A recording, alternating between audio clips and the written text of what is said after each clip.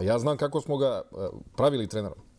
Meni jedan trener kaže, koji je bio u stručnom štabu Boška Đurovskog i bivši igrač, kaže, znaš šta, ja sam ga posmatrao, kaže, dođe, neko mu je dao ključ od ovoga, tamo da je atletski teren, od atletskog kluba, ni sa kim ne komunicira, od ključa tu prostoriju, presvuče se u šuškavac, zaključa tu atletsku prostoriju.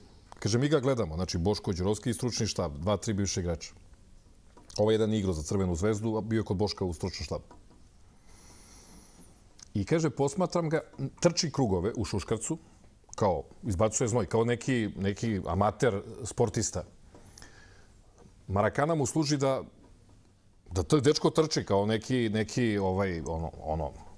građanin sportista, završi to trčanje, uopšte ga fudbal ne zanima, ne dođe do nas da pita šta ćete da igrate, ili ljudi kad je trening, znači mi koji smo treneri prvog tima, da ne pričamo ostalo, uopšte ga fudbalska tema ne zanima, nije nam prišao, nije mahnuo, nije došao dobar dan, da uzme autogram od Boška Đurovskog. Ode.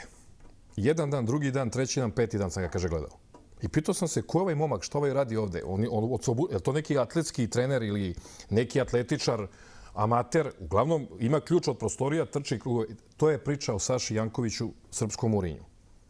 Posle sam ja Toleta pitao, jeli, gde si ga našao, majke, ti za trenera mlade reprezentacije? Ti znaš uopšte kako je pošto trener Zvezde? Kako smo ga mi izmislili? Kako je tražio pomoć njegov tata? Kako smo naseli svi na priču? Odakle vam ideja da bude trener mlade reprezentacije? Ja sam slušao velike laži o njemu, da on ima sveske u kojima beleži sva svetska trenerska znanja.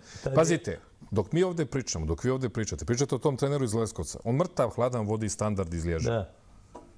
Mene ne bi čulo da preuzme Real Madrid. Jer je ceo svet, kažem, poludeo.